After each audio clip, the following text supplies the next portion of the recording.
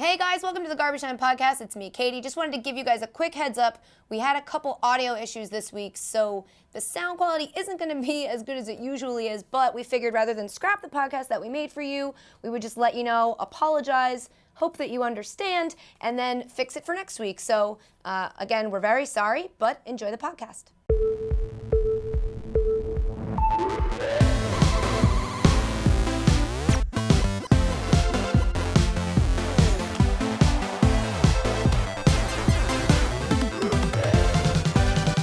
Hey guys, welcome to the Garbage Time Podcast. I'm your host, Katie Nolan, and today's podcast brought to you by Adidas. Stop wasting your workouts and start finding your more with tracking and training gear from Adidas. Fit, Smart, and Smart Run give you the stats that matter and coach you to improve every step of the way. Search Fit, Smart, or Smart Run at adidas.com today. Today, I'm joined by producer Matt. Hey, Katie. Hi, Matt. And producer Dave. Hey, ya. Hey, ya. Later in the show, I'll be joined by FS1 NFL insider Mike Garafolo. Here is a quick moment from that chat. The closest guy that ever came, I thought was going to hit me was Jeremy Shockey. Why? Well, because he's half insane. Well, yes, but I mean, On a good day. was it just out of nowhere? You thought he was going to hit you with a hook? He was coming off the field, and one of the Saints guys, they got destroyed. It was Christmas Eve 2006. They got demolished. And he's coming off the field, and somebody says something to him, and he kind of turns back. He's like, what? Yeah, if you want to skip ahead and hear the rest of that, it'll be about 25 minutes in. But first, no Brock Lobster today, guys. No Brock Lobster. The Broncos won, but Brock was benched, and they were losing at the time of his benching, so it's sort of like the baseball rules, the when he doesn't get if Peyton gets the save. I don't know how baseball rules work. Yeah, That's exactly, I like that. That's exactly how baseball works. Therefore, Brock, sorry, no song, sir. And he's not playing next week. This week, obviously, we have a bye, but next week either, so I think we're done with Brock Lobster, which makes me both happy and sad. It's the end of an era. It's bittersweet, really. A good run. Yeah. I Maybe wonder if... What? Maybe we'll do like a reunion tour like a few years from now. Maybe. Unfortunately, our bit was better than the quarterback play, so. Yeah, it's just unfortunate. Yeah. I just want to know how many people made Brock Lobster their ringtone. I feel like there's got to be one person out there who did. Oh, yeah. Yeah. If that was you. Besides us, you mean. Tweeted us. Yeah, one person other than the musicians themselves. I imagine the B-52s have Rock Lobster as their ringtone. Like, yes. Yo, I made that shit every time their phone rings. Oh, for sure. That's They have a Google alert whenever they're discussed. So. Exactly. And so they are loving this podcast. For sure. What else to talk about this week? I went to the Winter Classic. How was that? Oh, yeah. That was fun. It was my first time going to a Winter Classic. It was I almost just said the Patriots. It was the Bruins versus the Canadians. Big rivalry. I went with my entire family, which is pretty cool. Tailgating a hockey game, something new for me. Wow. Very interesting. Yeah, what's that about? It was really fun. We parked it was at Gillette Stadium, so we parked where we would park for a Pats game. And it was basically like tailgating for a Pats game, but it's really, really cold, which I guess it can be sometimes. And we played like hockey parking lot games as opposed to football parking lot games. But because it was so cold, everybody got so shit-faced. And also because it was a Boston sporting event. But Yeah, right. everybody was drunk. And when I turned the corner to go up to my seats, I realized I was in the visitor section. My entire section was Canadians fans. Wow. With the same Canadians winter hat as if they had all just bought it. Maybe they came on a party bus from Canada. Do they have party buses in Canada? Definitely. Mm-hmm. Yeah. So I'm with all Canadians fans, and then the two rows behind me are Bruins fans. But this guy directly behind me, hammered drunk. It was very cold out, and he had on just a Tom Brady jersey, no sleeves, and just was rocking a t-shirt. I had 17 shirts on, Under Armour on my legs and my torso, and this dude was just rocking a jersey. So he was insane. Definitely drinking Mad Dog 2020. He had bright red with ice in the cup. I'm like, what else could that be? You're drinking Mad Dog. Good for you. And he kept yelling things like, Subban's mother wears army boots! And I don't know what that means. Very specific insult. I know. I assume an insult. Are these army boots? Maybe. Should I be offended? I have no idea. And then he almost fell down the seats forward a number of times, trying to take his shirt off. So I tweeted a photo of him with his nipples out in 20-degree weather, almost eating it, falling down the seats. That was fun. The most fun moment though came, of course, from Cammy Nolan as we're walking through the parking lot before the game, looking for my brother's girlfriend, and I kind of maybe overheard a person we walked past say is that Katie Nolan? Nolan? Which is still really cool, but I always feel bad being like, yeah.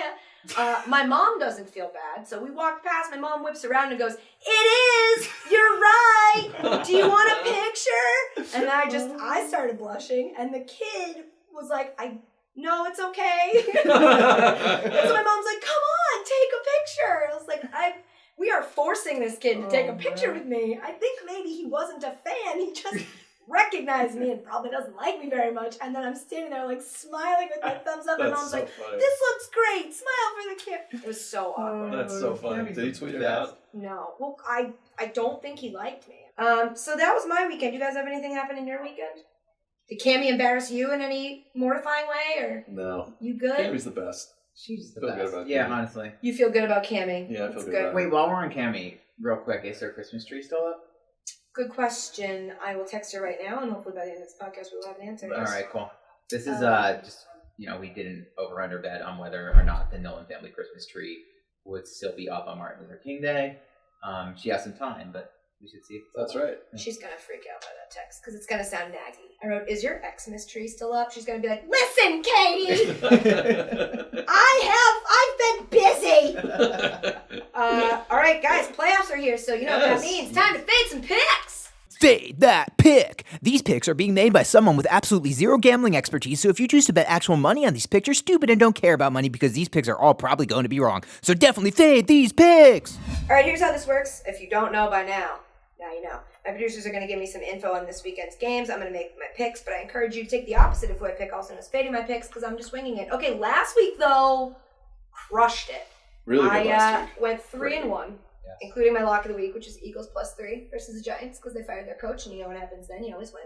Yep. So my fade that pick record is what, Dave? It's now 15, 18, and 1. Locks of the week are 3 and 6. I have no So you had a big consistency. week. But to be clear again, if you've been actually fading Katie's picks, you've actually been winning money. Let's get started with the game. Chiefs at Texans. Chiefs -3.5. That exciting playoff matchup of the Chiefs and the Texans. Cool. Matt, give me some stats. I am weirdly excited about this. No, you should be. I It's am fair. excited. You should be. I wrote these teams off early when they started, like 1 and As you 4, should've. and was like, nah, with these teams. And then all of a sudden, while I wasn't looking, Yeah, They they're did probably some the stuff. 2 hottest teams in the playoffs I know, right now. crazy. Kansas City obviously has won 10 straight. Lost Jamal Charles right before that, then ripped off 10 straight wins. Houston, 7-2 in their last 9. Who would have thought? I mean, what an incredible job by those 2 coaches. Like, to respond to adversity like that. 2 hottest teams in the playoffs. it's nice of you to say that about the coaches, because usually nobody ever talks about the coaches unless they're getting fired, and it's Yeah, their it's fault. true. Like, That's a no good one's point. talking about Bill O'Brien. Like, what a great job with no quarterback for half the season. So the thing with Bill O'Brien is losing quarterbacks actually helped him, because Yeah. otherwise he was like, Mallett this week, Hoyer next week, Mallett, Hoyer, I'm going to keep switching. Yeah. He shouldn't be making decisions like that. He's a good coach, but he shouldn't be picking who. He's not good at, like, personnel stuff. I know. And meanwhile, everyone's like, oh, Brian Hoyer's back. Well, their problems are going to be solved this Yeah. week. And it's like, well, maybe Brian not. Hoyer. Oh, yeah. But yeah, that's true. Okay. I love O'Brien. I love his butt chin. He's got a strong Solid butt chin. Really good butt I'm chin. into his butt chin. I should have looked this up, but teams that do Hard Knocks, isn't it like they don't usually do well the season after they do Hard Knocks? That's a great angle. That's probably, Yeah, I think should you're have right. probably Yeah. Googled that.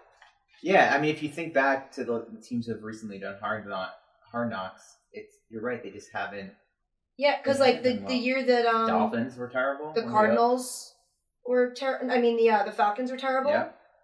Were the Jets? They fired their coach got fired the year after they did Hard Knocks. I Yeah. think that was the year Mike Smith got Mike fired, Smith, right? right? Yeah, I don't think people usually do Hard Knocks and are like do well. So it'd be interesting if the Texans For do sure. well. Also, it's just the Vince Wilfork effect. That's all that For is. sure. They He's got the best. Vince, and now they're doing well. He's the He's best. just he fills that hole, and then some. That donut hole. He sure does. Dave, what do you got? We talked about the Chiefs' winning streak there. The Chiefs haven't lost since the Kansas City Royals won the World Series. Which, Wait, what? yeah, this Yeah. is true.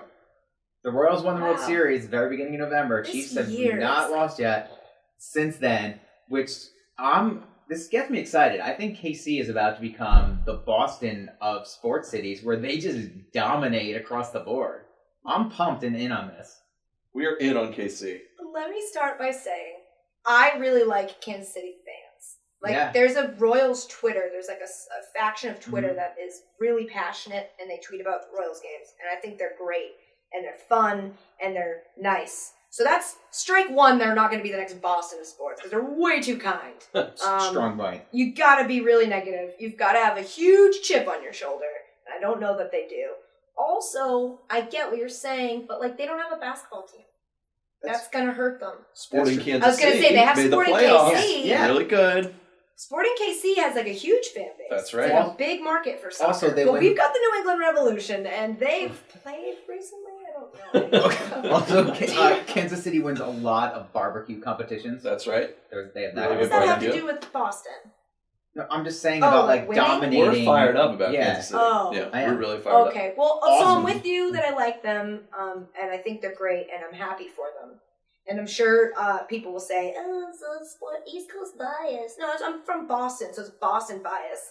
They're a great fan base. They don't have a team in all the major leagues, so it doesn't work for them. Okay. But go ahead. I would say they have awesome celebrities from KC. Paul Rudd. Yeah. That's a good one. Rob Riggle. They wheel him out anytime they do anything, though. It's like, Kansas City. Rudd, you coming? Don Cheadle. Okay. That's right. Burt Bacharach. Burt Bacharach. Yeah, Burt Bacharach. Who True. else? That's it? Those three? Oh, there's plenty. Oh, there's so many. There's a dinner Katie, party we're I'd like so to attend. prepared for this. What else? Who else? Melissa Etheridge. Oh, Come yeah. on. Come to my window. Come on inside. That's her, right? Yeah, that's it. Yeah. Come inside, watch the There you go. Chiefs game. Oh, Tool passionately nodded. He loves that Yeah, song. it's like, yeah. Of course that's Melissa Etheridge. That's That's right. Lewis Bear 99. Should we make a pick about football? Yep. Okay. Yeah. Matt, what do you got? Well, first of all, 33rd President of the U.S., Harry Truman, also from Kansas City. Didn't want to move on without getting that in there. Just needed to make sure everybody knew that. I'm going Chiefs. Okay. I'm shocked. I bet Dave is also going Chiefs. But first of all, someone else from Kansas City, Walt Disney. He's done a few good things. You might have heard of some of them. I am also going Chiefs. I think they're the better team, and they got it. All right. Well, because you know who's from Texas, George W. Bush, and also Johnny Manziel. Sure. Oh, okay, yeah. Sure. And I would love to drink with those two people, so I'm going Texans plus 3.5. Fade that pick. So here's the thing: since the Pats are on a bye week this week, I'm sort of on a bye week myself, so I'm just going to give picks based on like stupid things like what just came out of my mouth. Perfect. Yeah, like So the it's fact. different than usual. Usually it's based on actual things you say, like numbers that come out of your mouth that I definitely listen to. Like, would you make picks like based on the fact that rapper Tech Nine is from Kansas City? Tech 9. Can I go back and change my pick? Tech 9. All right, let's do the next game. Steelers at Bengals. Steelers -3. Kill him. I don't know, I just feel like saying it. Man, give me some stats. This is the best stat I have of the whole season. Here it is. Marvin Lewis, 2-11 against the Steelers at home. Whoa. That's insane. Since 2003, and obviously Cincinnati has not won a playoff game in 25 seasons. Yeah. 7 trips. That's really sad. That's tough. It hurts for Yeah. them, I imagine. I know. They've had some good teams in there. Yeah. Mm. It's really bad. It's tough. I wonder if Marvin Lewis, like, never mind, I'm not going to finish that sentence. Dave, what do you got? Looks like AJ McCarron starting for Cincy. Andy Dalton hasn't been ruled out yet, but it's looking unlikely. What do you think? If AJ wins this week and plays really well, but Andy's ready next week, who should they start? So it's tough when you say if AJ wins this week and plays really well and looks great. Yeah. He has this. I still don't know about him. Because Right. even when he has, like, numbers-wise a good game, he also numbers-wise does some dumb shit. And, like, when he makes a good play, it's like, I don't feel confident. Obviously, I'm not going to feel confident in AJ McCarron, but I can't confidently say yet whether or not he's good or bad. I don't know much about him. I can't really tell. So all I can really go on is that Andy Dalton has been to the playoff 4 different times and lost 4 different times. Yeah. So I don't. Consistent. But I guess so. But also everything reaches a tipping point, you know? And he's got that coiffed hair, so maybe this is his year. He's been taking naps So he's feeling fine? I have no idea. This is why I don't coach NFL teams. Yeah, like speaking of which, what's the harder call then? McCarron or Dalton or Osweiler or Manning? Those are equally Really tough tough. decisions. Yeah. What do you think? What do I think? Yeah. I don't know. I think the tougher call is McCarron or Dalton. Yeah? Yeah, just because, like, I don't know, Peyton's not great in the playoffs, but at least he's been there and played in a lot more games than Dalton has. Yeah, I mean, to me, I feel like, if Dalton's healthy, like, they go with him. I think the Osweiler Manning thing, like, it might continue to be a thing throughout the playoffs. Yeah, like that's the other side of it. You're right, that, like, Dalton has had a great season, right, and Peyton has not. Yeah. Yeah. But at the same time, you can't bench Peyton Manning in the playoffs. Like, you just can't do that. He comes out and throws 3 picks in next week. Like, do you keep him out there? Yeah, no, that's a tough call. And then you're worried about, like, breaking down confidence of, like, they know the second they make a poor play or they throw a pick or whatever, they might be benched for their backup. That doesn't feel good. Nobody wants to play like that under that pressure. Yeah, it's tough. You know, but if Peyton takes that stuff that his wife gets mailed to her house, I'm sure he'll be just fine. Nobody wants to talk about that, do they? Let's make a pick. All right. Matt.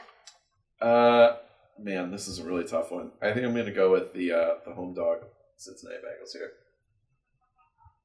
Where are you going with, David? Yeah, I'm actually gonna go. I'm gonna go with the Steelers here. I feel like if I have to pick between Ben Roethlisberger or AJ McCarron and just break it down to that, I'm gonna go with Roethlisberger. Yeah, the Steelers are on a tear right now. Is what's his face better? D'Angelo Williams. Yeah, that's. Don't know. It's like you just read it right in my eyes. We finish each other's Sentence. spider penis. So I'm gonna go with Steelers -3. Fade that pick. All right, before we get to the NFC games, I want to tell you guys about SeatGeek, my fave. Whether you're looking to buy tickets to a game or sell tickets you can't use, you guys need to check out SeatGeek. It's the smartest way to buy and sell tickets for your favorite sports team. I've been messing around on this app recently. I've been looking at it. I told you guys last week the seat map on there is really useful. It's the best I've seen. It's really user-friendly, super easy to use. SeatGeek pulls all the ticket buying and selling options from other ticket sites into one place to save you time. They also know the fair market value of every ticket, and they use that info to show you the best deals to help you find underpriced seats. If you have tickets you can't use, SeatGeek will help you price them on their site so you can quickly sell them to another fan. They do the math for you. That's awesome. And they also have the lowest fees of any ticket site out there, which is also awesome. And they show you the full price up front, so you're never surprised by how much you're paying. And that's not enough, guys. My listeners get a $20 rebate off their first SeatGeek purchase, which is really cool for you, but also for me. So do it. Just download the free SeatGeek app, go to the settings tab and click add a promo code. Enter promo code Katie, K-A-T-I-E. SeatGeek will send you $20 once you made your first ticket purchase. So you get to go to a game, you get $20, and you get friendship with me forever. So download the free SeatGeek app and enter promo code Katie today. All right, let's get to our next game. Seahawks at Vikings. Seahawks -5. Now this one I'm excited for. That's Mama right. like. Am I? Mama like. Mm-hmm. Matt, give me some stats. Do you want me to Minnesota. say Mama like one more time first? Mama like. Yes. I'm wondering Mama if like. does Mom like this one? Mama like. I'm still okay. Does she or does she not? Minnesota, I mentioned this a couple weeks ago. Minnesota, the best record against the spread of any team in the NFL this season. Wow. 13-1-2, kind of crazy. Wow. But obviously the Seahawks destroyed them in their first matchup, 38-7. Adrian Destroy, Peterson, he said. 18 Producer yards. Oh, I Destroyed. remember it well. Yeah. It's kind of crazy. This game's gonna be cold, Katie. Yeah. Weather forecast for this game calls for a high of 1. Mama One. like. The low is -9. If it gets there to -9, it would tie for the second coldest game in NFL history, behind the Ice Bowl, which was -13. Why do in people 1957. live there? Do you guys know where you should live? Kansas City. Ellie Kemper's from there. Unbreakable Kimmy Schmidt. She's from Kansas City. Did you know that? I did not know that. Okay, well now you know that. I'm so happy that I know that. 1 degree. I went to a super cold game. In 2013. It was like it was the week 12 game. It was Pats Broncos. The Pats were losing like 24-0 at the half. I thought it was super cold. I just looked up how much. It was 21 degrees. Wow. It was so But cold. still, you're out there. It was so cold, Yeah. Matthew, that we tried to tailgate. And we had a tailgate grill. And we set it up. And we put hot dogs on it. And then we got into the car because it was so cold. We didn't want to stand and wait. It waited 15 minutes, went out to get the hot dogs, still frozen. Wow. They were still frozen. It was so cold. Our beer was frozen. It was like a beer slushy.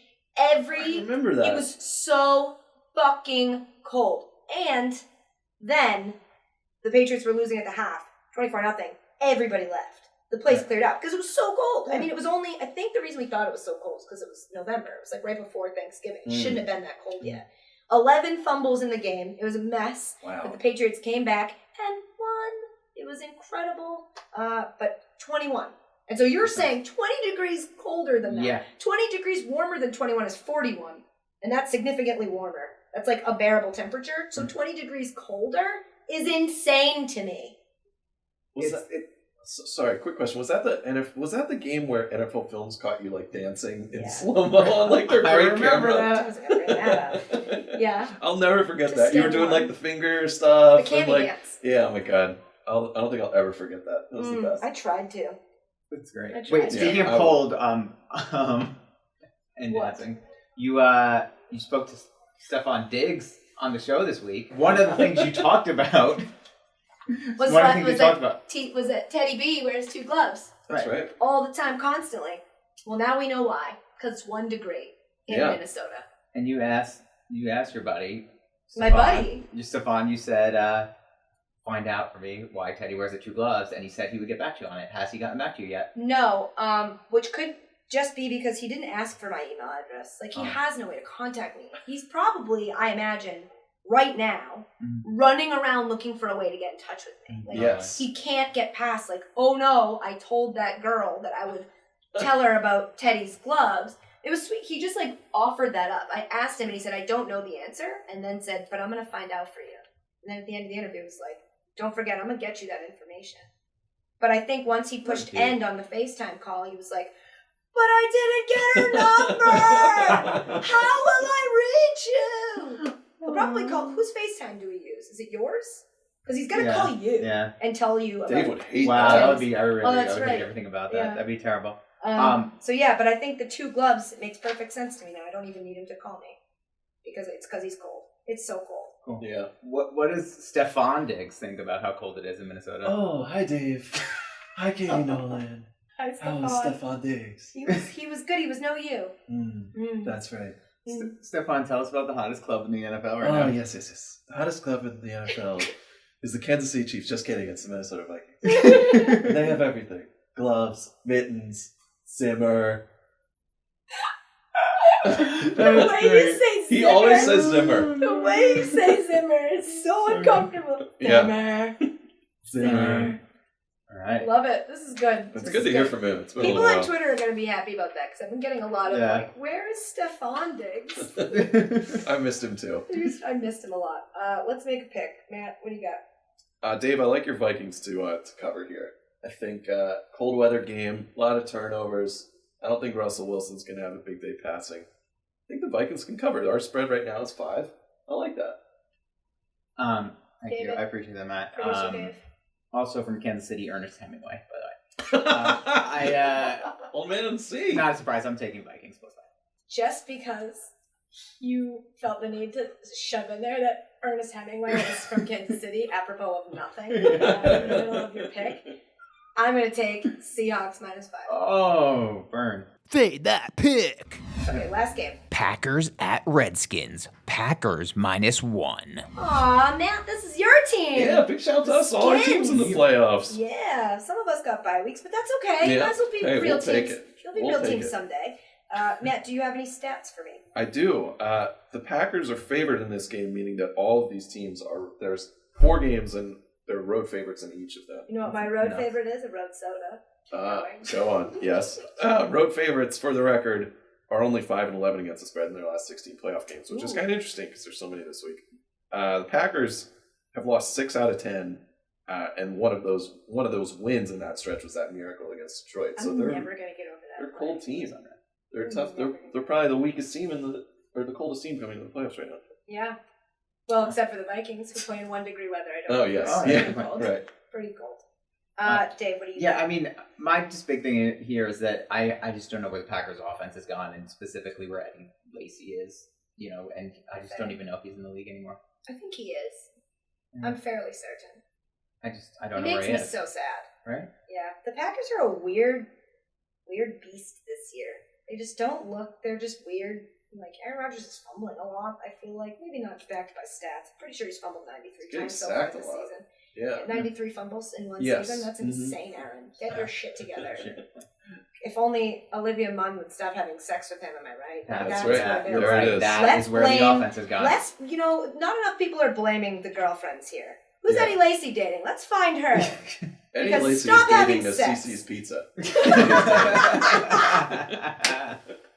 Eddie Lacy, stop having your way with CC's right before a game. It's hurting your performance.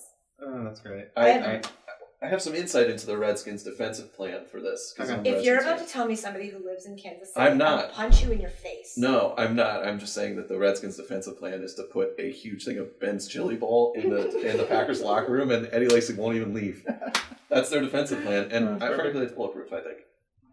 Really good Doesn't plan. Terrence Knighton play for you guys now? Yeah, His God, name I is love Pot him. Roast. I love So him. maybe you just put Pot Roast on Eddie Lacy and Oh my distract God! him. Wow, I would love to watch them do nothing Pretty together. good strategy. Okay, we're making picks. Are we already at the picks Yeah, let's part? do I it. think we are. Now, who you got? I wonder. Yeah, I'm gonna take the Skins here. I think they're the hotter team. I do. Yeah. I think Kirk Cousins at home. I like it. You I like that. Oh. That was Wait, organic. did you see the story that they handed out, or they're going to hand out towels that say you like that on it? It's great. I clicked on that picture and was shocked to see that it wasn't a towel that was being reused from like, Yeah, right. but on the other side, if you turn it over, it's like it used to be a terrible towel and they Yeah. just bleached it and wrote you man. like that on Yeah. it. He probably just stole it from the Hilton. Yeah, One of those probably. white face Dan towels. Snyder doesn't have enough money. He just won't ever spend them on I know. promotional things. Remember the peanuts? Yes, They took the peanuts old from an beers. expired airline They're the that worst. wasn't even in business anymore.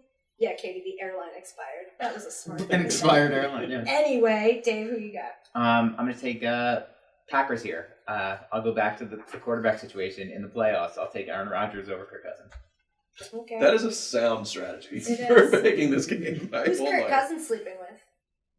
He has a Me. wife. Oh, Yeah, sorry. me. I'm going Redskins +1. Fade that pick. Okay, it's time for my lock of the week. Katie Nolan's lock of the week. I'm nervous because last week I got it. Yeah. I didn't write the line down. What's the line in the Steelers game? 3? Yep. Yeah. Lock of the week, Steelers -3. Definitely fade that pick. Okay, this week I sat down with FS1 NFL insider Mike Garafolo. We talked his involvement with the Tom Coughlin story, how he almost got into a fight with Jeremy Shockey. That was a good story. And I blew his mind with my Johnny Manziel Instagram dog pick discovery, which if you haven't heard it, buckle your fucking seatbelt because I'm about to rock your world. Take a listen. Mike Garafolo, thank you for being here. Thank you for having me. NFL insider. This is big time. This is This big is time? big time. No, this is garbage time. I think you're confused about where you are. Yes, I can't spell big. Busy week for you. Thank you for Yes. taking time to be here. You've got a lot going on. Yeah, I'm kind of hoping somebody like texts me now and I can break it now. Yes. And then later on, when you're watching it, you'd be like, I already knew that. But I act like it's breaking news Yeah. because we're not live. That would be be really cool. amazing. Yes. We're going to get into the actual newsy stuff that you're doing in a second. But first, I'm very fascinated by the concept of being an NFL insider. So I'm going to ask you some questions about that. Talk to Schrager about this and a little bit to Jay Glazer about it. Because it's just a fascinating job. You're your job is to just get people information. Yeah. I noticed when you had Glazer on and you went through his phone of who he called recently, I would say that was probably the highest level of the people that you can talk to. If you went through my phone now, you'd see maybe like guys that know those guys. That's and fine. that's the way it is. Like if you went through my phone, you'd see my mom. yeah, well, that's 12 times. your mom's important in your life, and, She is. and these guys are important in my life. She gives me a lot of inside info on She like how to make does. meatloaf. She does, right? Yeah, exactly. she's got all the hot tips. She's got the scoop. How did you first decide this was what you wanted to do? So Well, like a this- conscious. No, well, I mean, I was growing up. I loved sports growing up, so I was always watching. I realized I was not going to be playing the game, and I said, well, the guy that comes on before they play the game, I could probably do that. Yep. So, you know, there's tapes of me as a kid announcing games and stuff like that, goofy stuff like that my brother has. My brother played something at my wedding that was me singing, actually. I'm not a singer, Ooh. so my brother probably has all of that stuff. But, you know, doing that growing up, and then I was in college. I was working for a radio station. They called me a producer, even though I was really only a board op. We didn't have any say on show content like producers do around here. Yeah. Well, There's like 3 of us. Yes. We have all the say. Exactly right. So I was doing that, and then I got into writing, and I was kind of doing a little bit of both, and I was part-time and part-time. And then in 2004, well, actually, let me take it back a year. 2003, I interviewed with the Philly Daily News, because I grew up in Philly. And we sit for an hour, and the editor at the end says, well, we haven't hired anybody since 1994, and we've got a lot of guys on staff, and we need more diversity. So it's probably not going to be you if we hire you. And I was like, this is a complete waste of time. Wow. Almost a year to the day, he calls me, says, look, the New York Star Ledger is looking for a Giants beat writer. And I was saying, well, I was just trying to get into the newspaper business. So I'm not going to cover a beat for a major team. So I went into the interview, and I was like, sure, I could do this, and I could do this, and I could do this. I was loose because I didn't think I was getting the job. And then I got the job, and I was like, are you guys out of your mind? I can't do this. You always do your best in an interview that you go in like, I don't fucking care. Yeah, exactly right. We can curse here? Nobody told me this. Yeah. We can drop F-bombs? Fuck yeah. Oh, yeah. I don't curse. I don't actually curse. The only times I ever curse are when I'm doing Fox Sports Live hits, and Jay and Dan and producer Tim in LA like to pull those and string them all together and play them on the air. Yeah. Those are the only times in my life I've ever cursed. It's just a coincidence. Ever. Sure. Ever. Sure. So now I get the job with the Ledger, and I'm working for about 10 years. I covered the Giants, 2 Super Bowls. Well, whatever. I don't remember those years. We won't discuss those.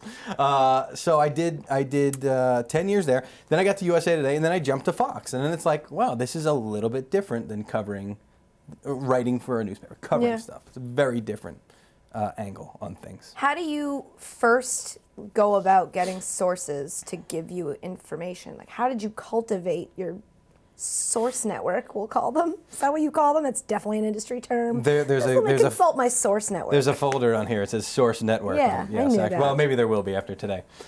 You start by being nice to people. Yeah. That's a good way of going. Yeah. I don't know how to do that. I'm not familiar with the word. You gotta force it.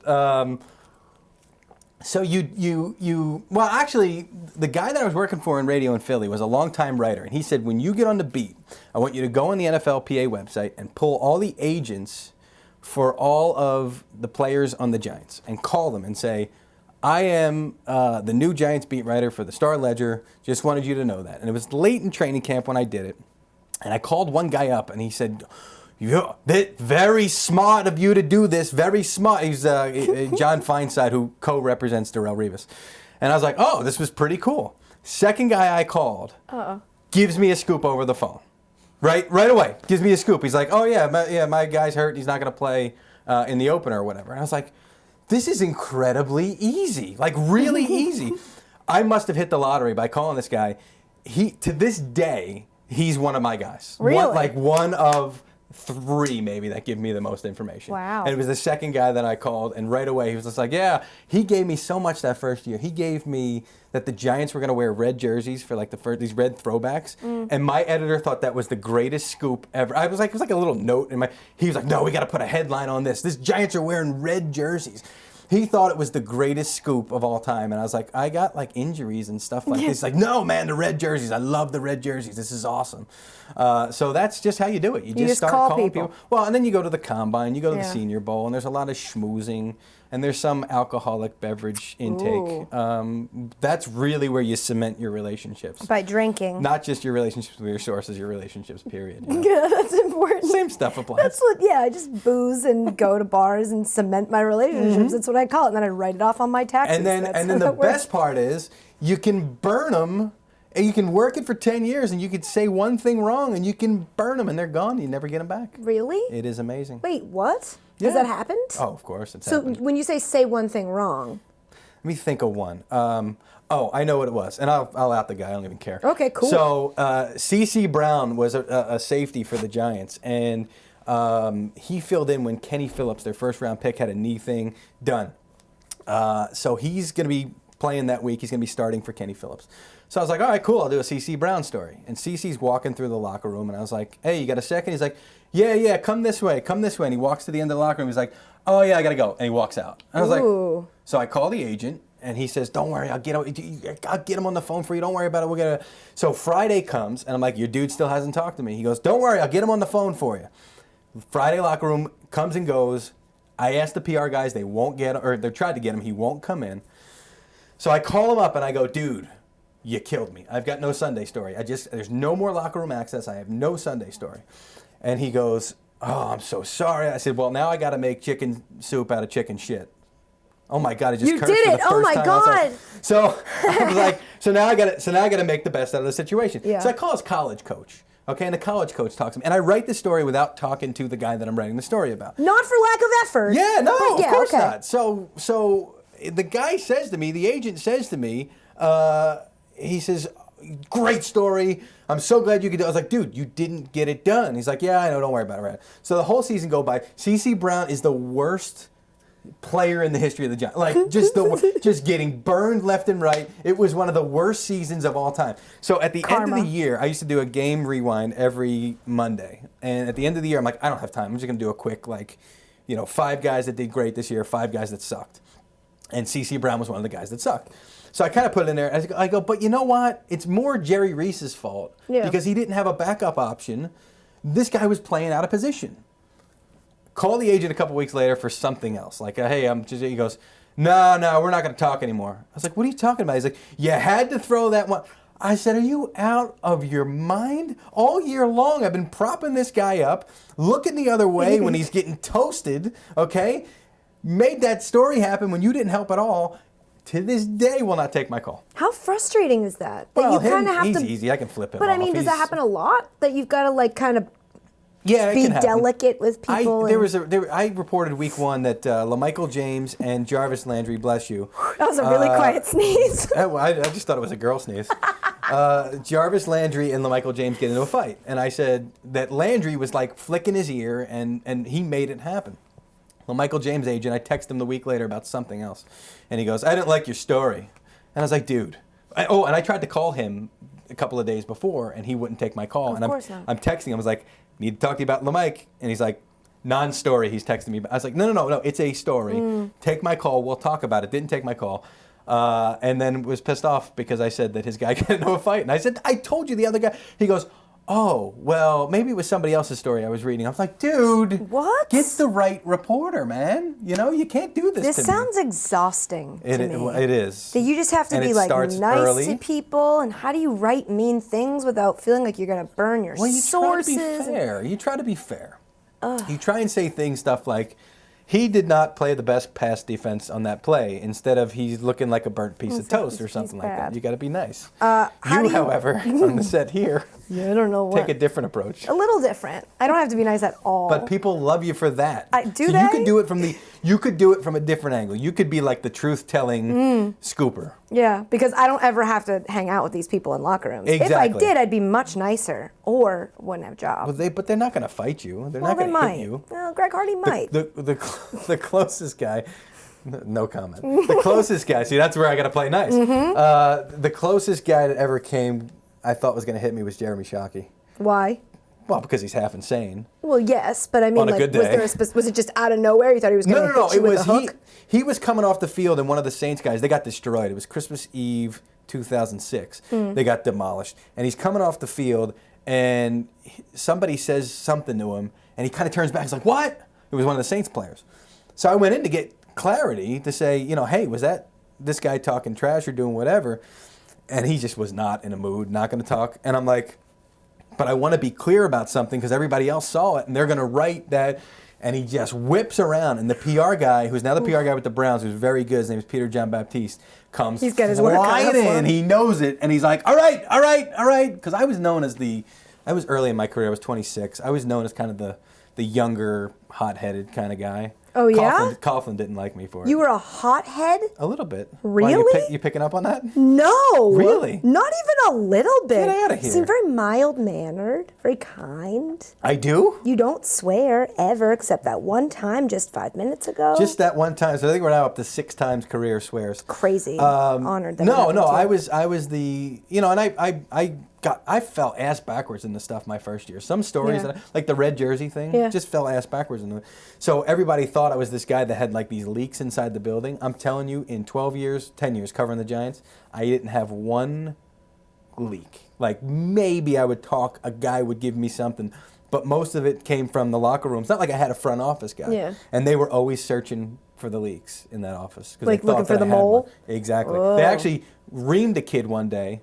We're in Albany at training camp. Everybody's at the bar. I'm talking players. I'm talking married players talking to single girls. No way, not yes. athletes. Yes. No way. You wouldn't believe it. I don't believe You would. sir. You wouldn't. PR guys, scouts, coaches. Okay, not Coughlin. And it was me and this younger guy that I'm talking to at the bar, and he's talking about your career arc. What do you think you'll do next? And we're talking about just business stuff. The next day, I see him on the field, and I was like, "Hey, Tommy, Tom." Not turning around. He finally goes, "Can't do it, buddy." He called an agent to tell the agent to call me that they brought him in the office the next day and reamed him For hanging out with because you? they thought that. But everybody's in the bar, media, everybody's in the bar, and they spotted me talking to him and thought they had found the mole. And I was like, if he was the mole, do you think I'd be dumb enough to talk to him in front a of bar? everybody? Dude's out of the business now, working on Wall Street. We should bring him on one of these days. He's got What? stories. He's got stories. What? And so, like that, when that phone call happens, you feel very powerful, right? Because you know that they're so worried about you that you talk to a guy at a bar and he gets like fired. Sure, I feel kind of stupid too Well, because yeah. maybe I should have been more protective of this guy that I didn't see that this was going to happen. Well, that's not your fault. No, not after, but now these days I would say, well, I need to be more careful because you learn these lessons along the way. Yeah, how cutthroat is this industry? Like, how are you friends with other insiders, or do you guys all hate each other? Yeah, Rappaport. But I like to make fun of him. Yeah, more. why? Why? Because he's easy to make fun of. He's really short. Okay. I mean, he'll call me bald. I call him short. Okay, but these short, are fun Like insults. bald, I can do things with it. You know what I'm saying? Short, you can't. You're not going to Can't heighten. grow, yeah. Yeah. Hey guys, more with Mike Garafolo coming up in a minute. But first, I want to give some love to our sponsor, Adidas. Ready to ditch the step counters and start getting more from your workouts? Who isn't? But who has the time and money for personal trainers and fancy equipment? Adidas has the gear you need to step it up and find your more. Track the fitness stats that truly matter. I'm not talking about just steps. I mean calories, heart rate, pace, and plenty more. Adidas even gives you custom training plans to load onto your device that'll push you to new limits that step counters never could.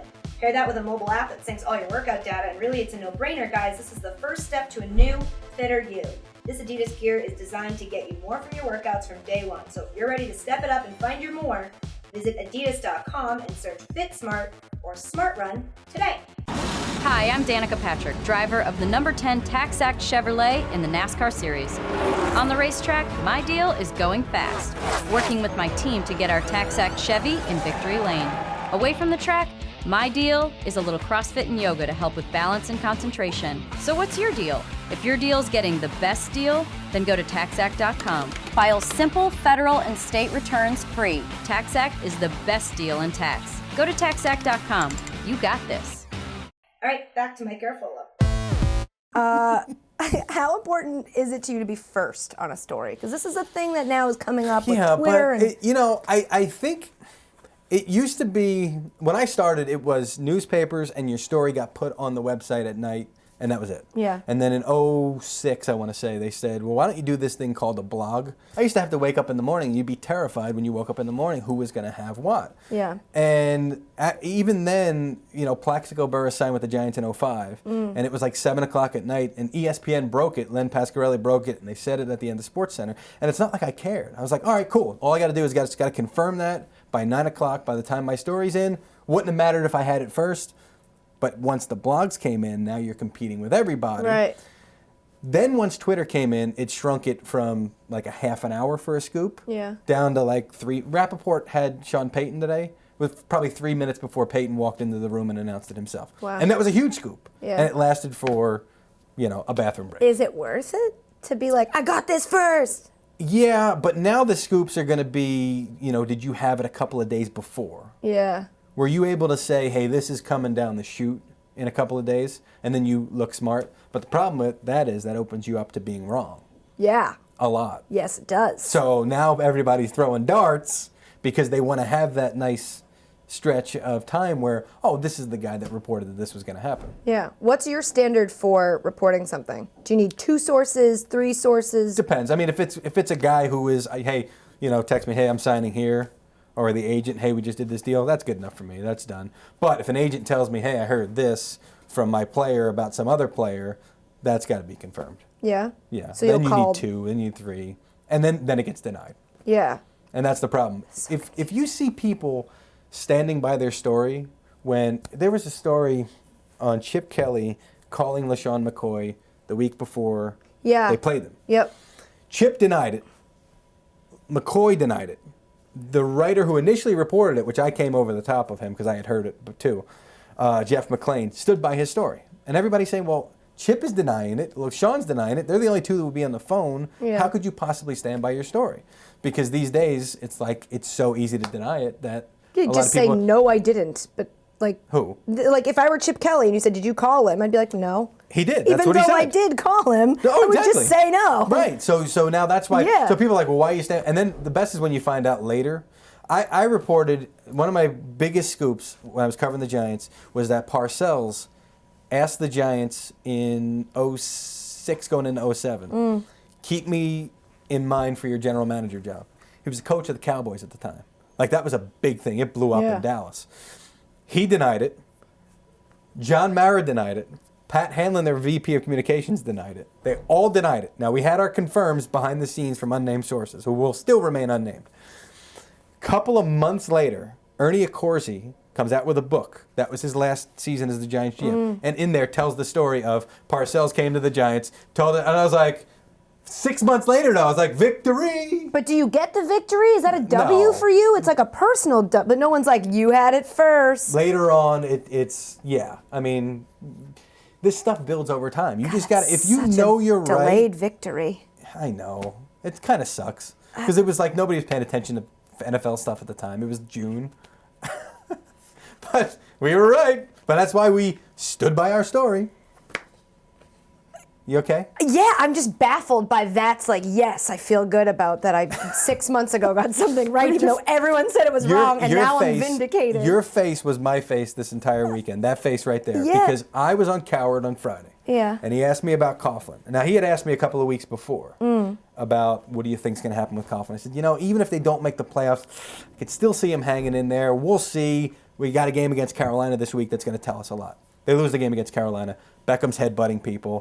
Coughlin can't control him. It's just completely out of control. After that, the tone of the people that were kind of had their finger on the pulse was changing. Yeah. And I'm like, this is a different vibe now, and I think that this is going the other way. And by the time we were getting close to that game, I said, this is going to happen. And I'm like 95% home. So I say to Colin, listen, I want to readdress this. I want to walk this back. Everybody's talking about it like it's an inevitability, like he's going to step aside, resign, whatever you want to call it. Our people grabbed the headline, or grabbed the So clip. wait, you were 95% sure he was 95% going sure. to be fired. I had a really good source that was saying it's going down. But you went on Colin's show and did said not say... everyone says it's an inevitability, but Yes. you weren't sure. I was 95% sure. But you said that you weren't sure Oh, on yeah. the show. Oh, yeah. Yeah. Yeah, because if I said I'm Okay. sure, I'm 100. Right. Actually, I'm probably like 120. Okay. If I'm at 100... That's not how math works. But I'll No, let I you keep understand going. that. It's cool. Like, I cover athletes that say this stuff all the time. Yeah, I bet. So I that's give that's the 110%. Yeah, that's the sliding scale. So I phrased it that way: informed opinion, Yeah. educated guess, whatever you want to call it. So that's how I phrased it. And our people grabbed the clip, put it online, and say, Mike Garafolo reporting, like as if I'm Glazer. Yeah. My name is in the headline. Coughlin likely to step down. And I'm looking at it like, that's not what I said. Yeah. I didn't even use the word likely. Okay. Yeah. Now I'm reading the headline and going, no, that's right in my mind, Right. but not what I want out there. So it blows up. Now I let the first one go by. The Herd account tweeted it. I let it go by. Then they tweeted it from the NFL on Fox. Oh, account. God. So I retweet it and I go, actually, not what I said. Watch the video, right? And now I've How'd got that this go? split of people are coming after me. Yeah. Are you taking it back? I'm taking what back? I didn't write that. They Yeah. wrote that. I know what I said. I stand by everything I said on the I clip. think a lot of people don't realize that you don't write the headlines. That's Right. the thing that most people see. Right. You know, if you tweet out an article or anything and the headline's on there, they immediately argue the headline. Correct. Which must be super frustrating for you because you don't write that. Somebody else writes that for you based on what you wrote. They do. If I tweet out my own story, I'll do it. But the story itself will have a headline on it. And they want clicks. Yeah. Clicky, clicky, clicky. Of course they do. So the headline's got to be the clickiest headline that they could possibly come up with. Yeah. So Mike thinks, or maybe that's not going to click. Reports. Likely will click. Yeah. So I send an email to our people. I'm like, guys, we're overselling this. Walk it back. Bring it back. Oh, sorry. No, they had it on the ticker on the. No. They did. No. Oh, they did. Yes, And they that's did. like, that's your livelihood. That's your business. Now If that's you're- real. Like, you don't put anything up there unless you know what's happening up but there. if it says that and then you end up being wrong, that's your ass on the line. Damn straight it Yeah. is. So that was me all weekend. Just kind of Wow. really drinking heavily. Getting through the weekend. I did that too, Yes. just because. Now, I turned out to be right, and the best part was Thank God. I was citing Glazer and saying, well, Glazer, and people were like, well, you said it on Friday. I was like, no, I didn't say it on Friday. He said it Sunday as an actual report. Wow. He gets the credit, not me. Wow. Plus, Jay is awesome and could Yeah, Jay is really awesome. pound my face in. Yeah, oh, he will. He will do that. And when Jay is on Sunday, week 17, and he's like, this guy's going, this guy's here, you have no idea what goes into that. No idea. I bet mean, it's a ton of work. You need to be hearing from high-level people that know what they're doing with their own organization and know what's going on with other organizations, and still, you can have Tom Sula getting fired. I had heard that, and the 49ers sources were like, no decision's been made. Decision had been made. But because they're not telling you that, you got to kind of do it on your own. You got to take that last step by yourself. So when Jay does that, you have no idea. It is so hard to do that kind of stuff. I bet. Mm-hmm. Well, because Pagano, there were reports that he was getting fired. Yeah. And then was it Irsay came out afterwards and was like, no, we have not made a decision. And then now, like, the official was like, we're not firing him. Right. It's like, how does that happen? That one, middle of last week, he's getting fired. Yeah. 100%. Oh, I tweeted about it, which yeah. means it 100% was happening. I made a Yes. joke. It was very funny. Yes. People liked it. Yeah, and nobody came after your ass, I'm sure. No, because I didn't say that I reported But they went it. after the guys in Indy who all said, one guy reported it, and then they all jumped on top and said, yep, source confirms, source confirms, source confirms. I think a lot of things changed there. Yeah. And there was the locker room speech after they won that game. It's a great speech. But I don't think it was only that. And I even do have a source connected to front office there. Yeah. Who said, this was starting to last week. They were talking about, well, maybe we should keep Chuck. He's really done a good job with this team. Can he and Grigson kind of coexist? So I believe that person. So I do believe that it was starting to turn the week before. And then they win that game with Josh Freeman and Lindley. I mean, it's like, that's great coaching. Yeah, it is great coaching. So you guys can change their mind. And Pagano, went into the office, and from what I read from probably one of your competitors, was that he said something like, I want you to keep me and Grigson. Well, that's what so when we said. get to the top of the mountain, Yes. whatever that's the fuck. That's what Grigson Top said. of the mountain. That's stupid. what Pagano said about Grigson. Yeah. As in, Look, like, keep us both. But you also got We Sean can get Payton talking along. about how great New Orleans is, and he never see himself anywhere else, and was putting out feelers all year long. You can never see yourself anywhere else. Another but, reason like, not you've to been believe these trying guys. to. So yeah. How do you know when someone's telling the truth? You and when they're don't. just Well, you go on their track record. okay. Somebody says something to you, it turns out not to be true, they go in this column over here. Then you've got the people over here who you never believe, and then you got the people all the way over here, and there's like a list of maybe 4 that you go, when they're talking to you, they're telling the truth.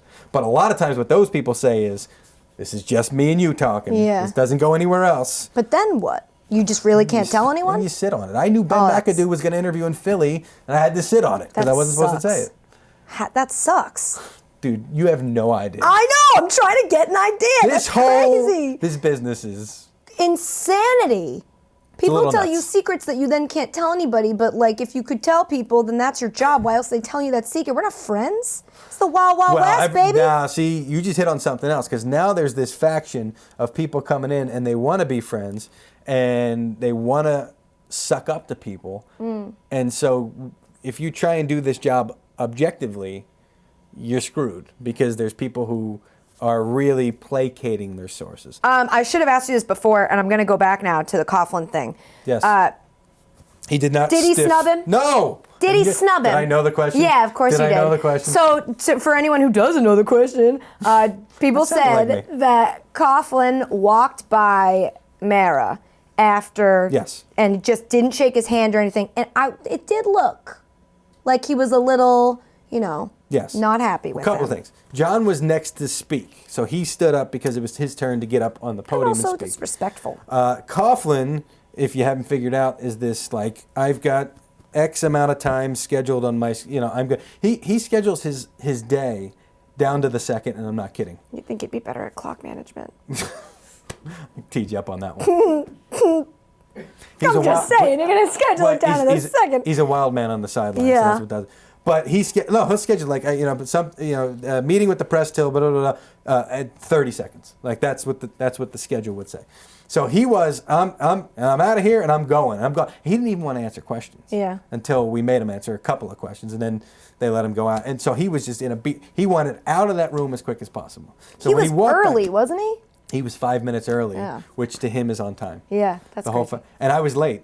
You would think after all these years I would have been ready for that. No. I walked in. I was like, "What time is?" Oh, it's 10:25. Oh, he did it again. Which he, of course, he's going to do it on his press conference to say goodbye. Yeah. So he did not snub John Mara. He walked by. They were upstairs later, all hanging out. Everybody, all the family, the front office guys. Why would he do it in front of everybody I after don't saying know. all those nice things? To send a message. I said these nice things. I didn't mean these nice things, people. You see, maybe I you're better. snubbed them. Maybe you're better at realizing when people are lying to Yeah. you than you thought. Mike Pettin, Yes. did he deserve to go? I think so. Yeah. That's But Cleveland hasn't had a coach That's the tell me the truth that they just post. stick with for like a minute. I think he one day will be a good head coach, or has the potential to one day be a good head coach. That situation was a disaster. His whole pitch was going to be, I can control Johnny Manziel. Like, I can get through to him. Mm-hmm. Why are you laughing? He was trying. The man was wearing a wig. That's crazy. Insane. And he went by what, Billy? Billy. Billy. Call me Billy. Did you see the football. shirts with him like that with the wig? Okay. So I think that this year, everybody came in saying Ballers is not legit. Ballers is not. I mean, we've surpassed. They couldn't come up with this stuff. I know. If you wrote that and you put that on a show, nobody would believe it. Yeah. It's a real thing. And this guy's doing it. It's out of control. It's insane. So Mike Pettin's pitch to the owner was going to be, hey, you want Johnny Manziel as your quarterback? I can get through to this guy. Yeah, sure. So what I don't understand is why at the beginning of the season, any owner ever feels the need to say things like his job is safe when it's not. Because that happened at the beginning of the season. It was like, we're not going to blow everything up if we don't have a winning season. We're laying a good foundation Haslam said here. that? Yeah. Totally missed that one. Probably Like, didn't what? pay attention to it because it's BS. Because it's Cleveland. When are they going to just keep a coach for a goddamn second? Yeah, well, they hired Sashi Brown, and they brought in Dee Podesta, who I don't know a whole lot about. But Sashi Brown is a very smart guy. Everybody says everybody's Yeah. smart. He's a smart guy, but he's also a very measured, willing to listen to other people. You can't have people in there. There's between Joe Banner and the Mike Holmgren regime before then. Then you got Ray Farmer and Pettin who didn't get along. It was guys sniping at one another. Yeah. You need to get along. You need to play nice. You need to be on the same page. And you need guys like Sashi Brown who can manage. People are like, oh, he's going to have control over the 53-man roster. Well, he's a Harvard lawyer. What business does he have? It's okay. You can have a guy as long as he knows, you know what? Me being able to spot the difference between that offensive guard and this one, that's not my specialty. I Yeah. better defer to somebody who can. So I think that this is going to be a little bit of a change in the Browns regime here and not the clown show that we've seen before. It's going to also require cutting Mike Manziel. Garafolo reports this is a change in the Browns regime. We're going to headline the shit out Yes, of that. we are. Oh, he thinks it's a sea change. I'm going to use sea change. I like, we scream headlines too. Just doing that font, the capital The font, letter yes. font. Johnny Manziel, is he ever going to start at Start quarter? what? Like, I don't know. Is he ever going to stop? Stop. That's the better. Is he ever going to be a starting quarterback in this National Football League here? Unless it's in Dallas, no. You do? Is that a thing? As much as are we just trying to make that a thing, or is that a legitimate like he's going to? Well, it's go the only there? your buddy Greg Hardy. They were willing to Good look friend, past. good old friend of mine, Greg yes. Hardy. You get him on this show, I will be extremely impressed. And I will be extremely dead. I will be a dead person. Anyway. Yes. So Greg Hardy, Randy Gregory. Yeah. And I don't want to lump all these guys and say they're Randy no, Gregory's got no. issues. People Just there's a understand lot that. of things that they're willing to look past. Yes. To get these. So a lot of other teams aren't willing to do that. I guess Cleveland would have been one of them. They were one of them. Now you eliminate that one. Now you're down to one. It's a What big is Johnny Manziel fucking doing, man? I don't know. He's got issues. I'm gonna try and I'm gonna be sympathetic. Look, there's True, fair, but like, you can if you want to drink, you could drink at home. Yeah, stay home. You don't gotta put on a wig and go to Vegas. Stay home. Well, also, what's the point of going to Vegas if you can't be Johnny Manziel in Vegas? Like, why would you want to go to Vegas as a lay Why do person? people have sex in public to see if they can Well, get away that with can it? answer that question. It's a very different question. There is a different ROI in that situation. They want to see if they can get away with it. But once you go to Vegas and you're like Johnny Manziel, you get everything for free and you can do whatever you want. Why go and be like, I'm just Billy? It's not going to be the same experience. Because I think he was trying to slip the card to the guy, and the guy was going to be like, I got you, buddy. I won't say anything. Didn't except, happen. according to USA Today, he grabbed the card and said, "We got Johnny Manziel here tonight," which is not It's what Billy. it's Billy Manziel. Oh, sorry, Billy. Oh, Billy. So I know I'm no insider, and we've Yes. already discovered I'm not cut out for your job. But on Garbage Time this week, don't know if you saw. Yes. I revealed my discovery about Johnny Manziel. Has to do with his Instagram and his dogs. And now, if you'd like me to, I can walk through Do this it. with you. Okay, so this was the photo. He posted a photo on his Instagram of him Very with his adorable, dog. adorable. Very cute dog. For listeners, you go to his Instagram, you'll see it. So he posted that. It was geotagged in Avon, which was supposed to be the proof that he was in Cleveland and not in Vegas. Can you do that if you're not there? So I don't know, but you've got enough people that work for you if you're Johnny Manziel that you'd be like, hey, post that Okay. picture of me. Right. Got Here's it. where this gets interesting. So this here is from 4 weeks ago. This is him and his dog 4 weeks ago. Mm-hmm. This dog is bigger and older than this dog. Damn. And this was 11 weeks ago. That's the puppy. The puppy and the picture that he posted this weekend, same dog. Same dog. Your Honor. This, Your Honor. the picture from this weekend is an old photo. The prosecution rests. Old photo of the dog when it was in its puppy stage that somebody within his family or whatever had on their phone, and they posted it from Avon. Because this dog is not this dog. No. Not this. Well, they're the same dog, but they're not the same age. Right. And unless dogs are Benjamin Buttoning now, which I'd like to invest in because I like a forever puppy. I'd like a dog to be a puppy forever. Right. Bullshit, I call on those Right. Now, pictures. now I want to explain to you. There are insiders in Yeah. our business. There are also investigative reporters. That's me. What you did Yeah. is investigate. This wins awards. Yeah. You I know- don't win awards. And I get Like, that could you now. imagine a giant award by your head? I certainly have before imagined that. Yes. Yeah. See, but this is the work I'm willing to put in. Like, I have to spend my whole day looking at pictures of dogs on Instagram. I'm going to do that. Did you figure this out? I mean, did you see it Yeah, and go? I was looking through. I'm like, oh, wow, what did he just get a new puppy? Because I Yeah. saw that picture. Okay. And then I went back. I'm like, no, he got a puppy 11 weeks ago. And it's now becoming a dog, as puppies are wont to do. Yes. And, so I scooped it. You're a hell of an investigative reporter. If you need to call me sources in Got a it. story, sources say that picture's old. I'm Yeah. going to allow you to do that because we're Thank you. friends. Thank you. I won't burn you. I appreciate that. And that was pretty damn impressive. I haven't seen that anywhere else. I haven't. You heard it here first. So watch folks. Garbage Time. Anyway, this has been very insightful. I now have to do with you what we do with every guest who comes on this podcast. Yes, It's called you- the Garbage 10. You are the James Lipton of Garbage Time. Yeah. What? I'm going to ask you 10 really random questions and you just answer them. Yes. As much detail as you like, but don't feel like you have to. But fast? Like we're not thinking about these? Yeah, just There are no rules. be honest is the rule. Number 1, what was your first AOL screen name? Big Foles 55. Wow. Yeah, my brother was Little Foles 55. Wow. Yeah. He's your older brother? No, I was being sarcastic. Ranch or blue cheese? I'm lactose intolerant.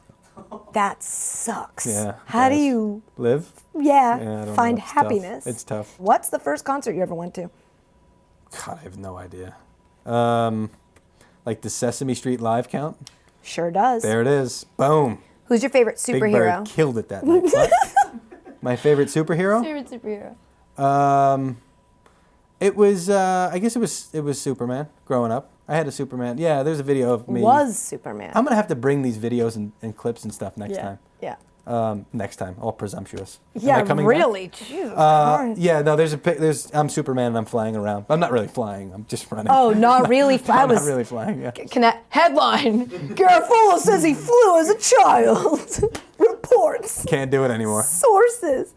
Do you put ketchup on top of your French fries or on the side? On the side. Good. So you can dictate the amount of ketchup. What's your guilty pleasure television program? It's gone. The soup. That was guilty pleasure? Well, I hate, Guilty pleasures like feel bad about watching it. that's not good TV. It's not it's quality TV. Great TV. I watch really good TV. Like Yeah. I don't waste time with bad TV. Wow. Yeah, I do. I don't like. I do. Do you? Yeah, and once No, I'm committed to a show, I can't quit it. I guess no. I mean, I watch Jeopardy, but that's not. trash. That is not trash at all. That's don't watch actually trash TV. educational programming. I'm really good at it too.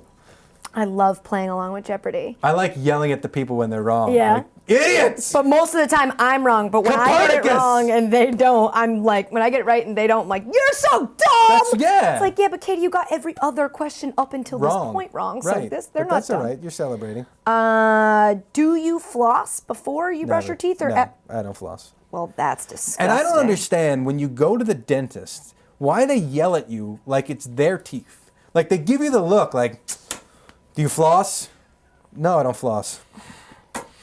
I got this. My wife's dentist. I told her, I'm like, I need a new dentist. I can't go to this woman He's anymore. judgy- She's the worst. judgy? She's the worst. She But talks also, down like, to if I you. flossed, would I be here? I wouldn't need you to flick all the stuff off my teeth because I I'm floss. giving you business. Yeah. Why are you talking? These are my teeth. I can know. do whatever I want with my teeth. Right. Mechanics are the same way too. They pull the same crap. Yeah, that's true. It's a real racket. So that's why I don't floss. Just out of spite. Yeah, just out of spite. I thought that was a thing when we were kids, that they were making you feel bad because your parents like slipped them a tip. And then we get older and they're still like, you don't floss every day. Like, the fuck? You think I just have a spare hour of my... Also, what am I eating? Corn on the cob daily that I have to floss every day? Well, they say people who floss every day are less likely to have a stroke. That's Now, not true. I happen to think... I disagree with that. I don't think it has anything to do with the flossing. I think that people who floss usually take better care of themselves, hence the They don't lack have of a strokes. stroke. Yeah, because they care enough to fucking floss every day. Is a hot dog a sandwich? I don't want to get in trouble here, but I don't remember which way you went. Oh, That's all right. I just answer from the heart. It's not. Damn right. it's Yes! not. What was the last movie you went to see in the theater? We just went. I haven't seen Star Wars, but Me I neither. was. So I'm waiting. Huh? I'm waiting to see it. Well, there was a tweet, like, I don't know, maybe a Sports Center account tweet, and I always read the replies. The replies are hysterical. So you click on the tweet, and I was reading the replies, and there was like a Star Wars spoil. spoiler. I'm not going to do Okay. it. Star Wars spoiler, like, it was the night the movie opened. It was like a Star Wars spoiler right there. I was like, dude. There was a People clip of do The that. Simpsons years ago where Homer's walking out of Empire Strikes Back, and he's like, can't believe Darth Vader is Luke Skywalker's father. Whoa! And Spoiler alert! you haven't I'm seen just the... kidding. oh. I'm fucking with you. Yeah, I think there's like a 30-year window with, I with think it's spoilers. I just went to see it. Oh, The Big Short. It was really good. Fantastic. It was good. I just Yes. saw it too. Okay, last question. You're about to be put to death. What's your final meal? Entree, dessert, and beverage. Beverage. Well, it's got to be some bourbon. Yeah. Any particular? No, I would probably make a Manhattan with Wyoming whiskey, which is really good in my Manhattans lately. So that's the one that I'm on. All right. I would get a Luger steak, which I just had recently, which is still spectacular. What's the temp on that steak?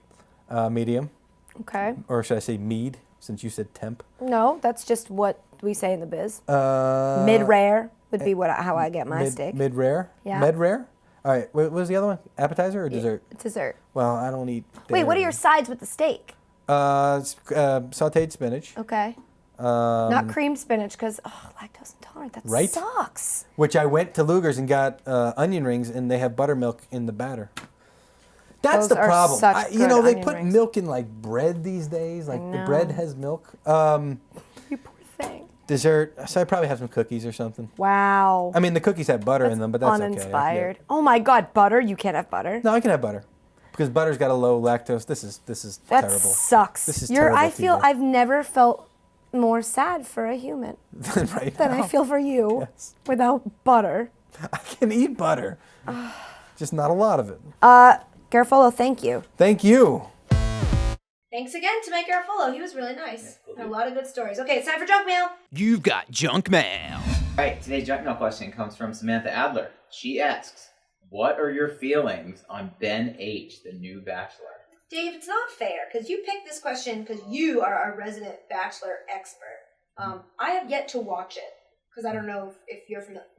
It premiered this week. It did on Monday night. Monday night. We make a television show on Wednesday, so I devote myself to the creation of that television show until today, Thursday. Then I devote myself to my podcast, and then once that's That's done, our boss, Dave. then I watch television. And so I have yet to watch this season of The Bachelor. I did, because of this question, Google this Ben H. character. And all I can really say, and it's not based in any facts, I don't really like his face. He's got like a prep school face. Kind of looks a little douchey. Maybe when he moved, like I only looked at pictures, so maybe, sometimes people in pictures aren't nice, but their beauty moves with them in video form. So maybe he's really handsome. He strikes me as a guy who's just like plain vanilla, super boring. He's a software salesman. It's like, he doesn't seem very exciting. He seems very middle of the road. And the concept of the show, my issue with it at first was that I was taking it too seriously. So it was like, what do you mean these strangers are all competing for this man's love? How do they know they're even going to like him all that much? And then people were like, you're getting bogged down in the details of The Bachelor. Just watch it and enjoy what the producers do to the women who sign up to be on it. I watched one episode of last season, and it was the one where I basically thought that the woman killed her husband who had died. They edited it in a way that made it look like that girl killed her husband. Yeah. He was dead. Yeah. And they played like creepy music in the background. Right. It was insane. So I was hooked immediately. I just always forget to watch it. So Dave, I'm going to let you tell me what I should think about Ben H. Matt, do you watch The Bachelor? I watched the first one, and maybe this would change your mind. Ben H. is from Kansas City. No, he's not. No, he's not. No, he's not from there. I was going to say, I'm out now. I'm out on it. I'll just quickly say that everything you kind of gathered just from looking at him on the website, you kind of nails exactly who he is. Yeah. The dude is boring and vanilla. And I'm worried about this being a boring season because I just feel like everything that comes out of his mouth is just going to be like, what is like the sweet guy thing that I should say right now? So we're really going to have to rely on the crazy of the girls. And there seem to be a lot of crazies, which is the only thing that gives me some hope that this season might, still be entertaining despite Ben H. being such a bore. So you, for our listeners who don't know, you determined the draft order of your fantasy football league based on a Survivor League of The Bachelor? Yeah, so we all draft. This is so great. Yeah. I love it. In reverse order of where you finished in Fantasy League this year, we all draft 2 girls, snake draft, from... Of course. Snake That's a draft? very common way to draft The Bachelor. Obviously, you're not going to do an auction draft for that. Exactly. Yeah. Ridiculous. Yeah. What is this? Who What does fun. that? We draft 2 girls, and once both of your girls are off the show, then you get the last call pick them in the women. draft. We'll call them Once women. both the women are off the show, you get the last pick in the draft, and so on to whoever has the last girl standing or the first pick. Woman standing. Woman standing, the first pick. I'm doing that all the time. And it's awesome and a lot of fun. So what women did you draft this season? Okay, I drafted JoJo. And tell me about JoJo. Okay. Is she the one with the rose on the head? No, that was that was Mandy. JoJo. She came out with a unicorn mask That's right. on. I knew and it was a made head. some- What? Yeah. She made some comment about, I guess unicorns do exist, and it was terrible. Oh, why'd you draft her? I drafted her because they have little bios on the website, and her answer to her of the question, "What is your secret talent?" Her answer was, "I can make a 3-leaf clover with my tongue." Just throwing that out there, and to me, that just screams. That's like a 4-2-40. That just screams talent. And Yeah. it screams, "Hey Ben, keep me Talent. around to the Yeah. fantasy suite dates because I have talent." Yeah. So I felt like she'll Okay. go far because I of that. don't know that being able to make your tongue into a 3-leaf clover translates to the thing you're thinking. I don't think that talent. At no point do I need to fold my. We're not gonna. You know what I'm saying? Yeah, right. I don't. It's like when people are like, "Oh, can you tie this in a knot in your mouth?" It's like, what? Why does that help anyone? Anyway, so you've got JoJo. Yeah, and I also have Lauren H. There's about 5 Laurens on the show. Of course there are. Yeah, there's actually 2 Lauren B's, so one of them has to go by LB. Like Pound? Yeah, Maybe you'll take her to Pound Town.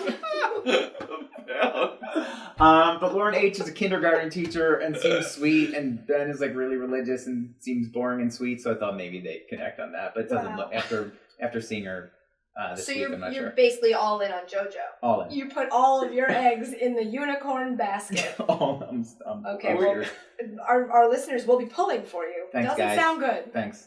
Were you guys around when we were doing that joke this week of like there's two twins?